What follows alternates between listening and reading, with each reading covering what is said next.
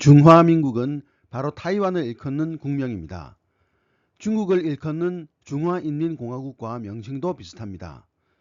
타이완이 역사적으로 중국에 속했다고 생각하는 사람들이 많이 있습니다. 과연 그럴까요? 그럼 타이완의 숨은 역사를 간략하게 알아보도록 하겠습니다. 안녕하세요. 역사산책 자팍다식 채널입니다. 오늘은 타이완은 중국인가요? 아니면 독립국가인가요? 라는 제목의 영상 보내드리겠습니다. 구독과 좋아요 부탁드립니다. 감사합니다.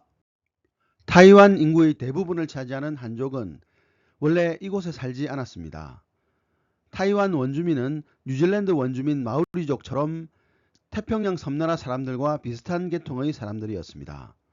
한족은 남중국해에서 해적 활동을 하다가 가끔 타이완에 배를 대는 정도였습니다. 그러다 대항해 시대 이후 유럽인이 동아시아로 진출하며 타이완에 정착하게 되었습니다. 동남아시아와 일본, 중국 사이에 위치한 이 섬에 포모사란 이름을 붙여주었습니다. 지금도 타이완의 애칭으로 사용되는 포모사는 포르투갈어로 아름다운 섬이라는 뜻입니다. 타이완이 네덜란드 식민지였던 시기에 중국에서는 명나라가 멸망하고 만주족이 세운 청나라가 들어섰습니다. 당시 많은 한족이 만주족의 지배를 피해 타이완으로 건너갔고 네덜란드는 이들을 심하게 탄압했습니다. 이때 해적 출신으로 명나라 부흥을 외치던 정성공이 등장해서 네덜란드를 몰아내고 타이완을 장악했습니다.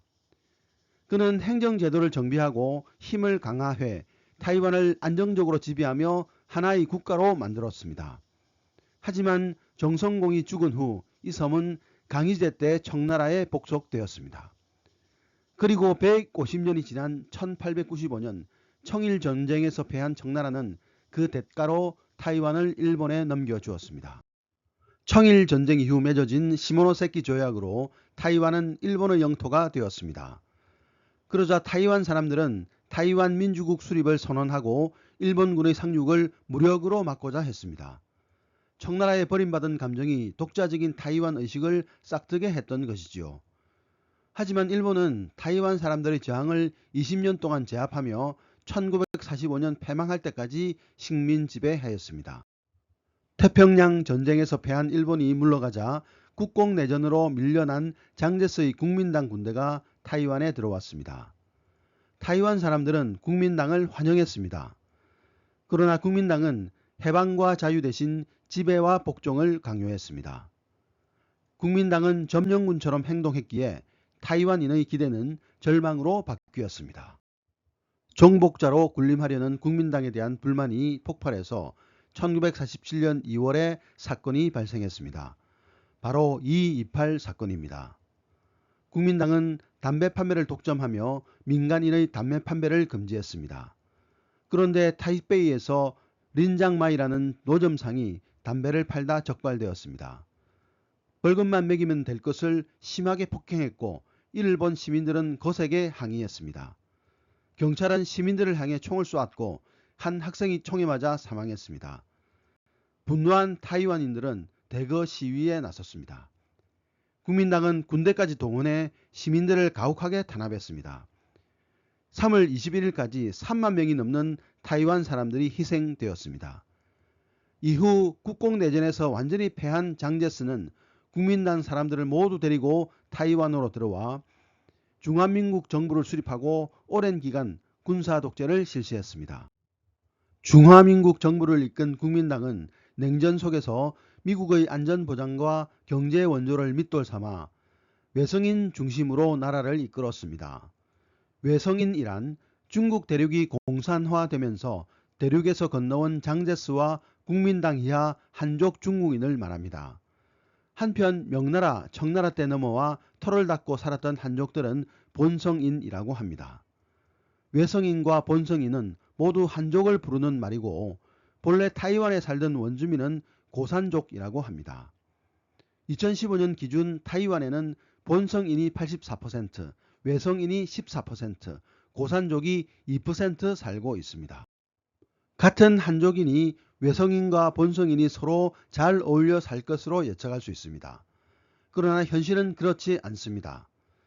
외성인들은 국공내전 당시 힘에 밀려 쫓겨왔지만 언젠가는 중국 대륙을 다시 장악해야 한다고 생각합니다. 그래서 타이완을 독립국으로 생각하지 않고 중국 대륙과 한 몸인 하나의 중국으로 여깁니다. 한편 본성인은 자신들을 한족이라 생각하지만 중국인이라 생각하지 않습니다.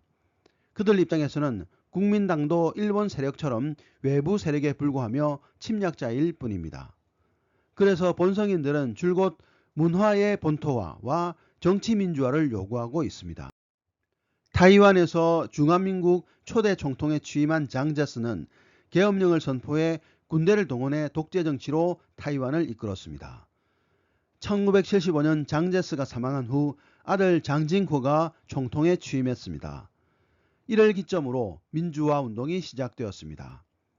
1986년 9월 28일 타이완 역사상 처음으로 야당이 탄생했습니다. 당명은 민주진보당이었고 많은 타이완 사람들이 이 당을 지지했습니다. 결국 장칭고는 1987년 7월 계엄령을 해제했습니다. 장칭고가 죽은 후 본성인이었던 부총통 리덩후이는 228 사건 희생자 가족에게 사과하며 진상조사위원회를 설치해 사건을 다시 조사한 후 정부 공식 기록으로 남겼습니다. 이런 분위기 속에서 총통 직선제가 도입되어 국민당 리덩후이가 총통으로 당선되었습니다.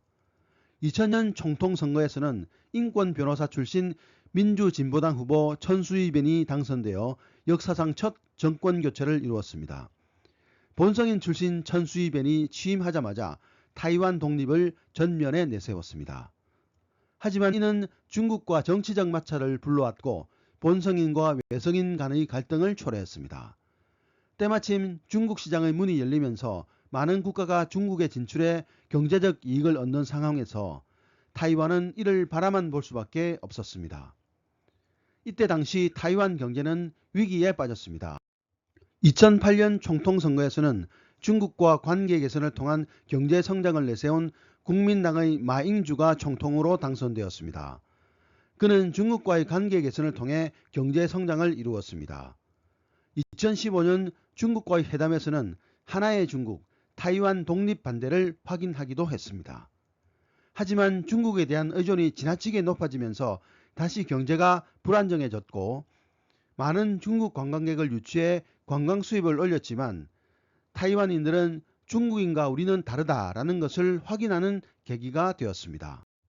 현재로 타이완은 중국 의존도를 낮추고 동남아시아와 중화권을 잇는 지정학적 위치를 살려 독립국가 체제로 가야 한다는 의견이 더 높은 편입니다. 2016년 선거에서는 타이완 독립을 주장하는 야당 후보 차이잉원이 총통으로 당선되었습니다. 차이잉원은 중국인의 타이완 관광을 억제하고 오세아니아 동남아시아와 교류를 확대하는 신남향 정책을 추진하고 있습니다. 이처럼 정권이 교체될 때마다 하나의 중국을 주장했다가 또 독립국을 주장했다가 이것이 반복되고 있습니다. 2024년 5월 새로운 타이완 총통으로 민주진보당 라이칭더가 총통으로 선출되었습니다. 그는 과연 어떤 선택을 할지 자못 궁금해집니다. 오늘의 참고도서는 101가지 세계사 질문사전이었습니다. 감사합니다.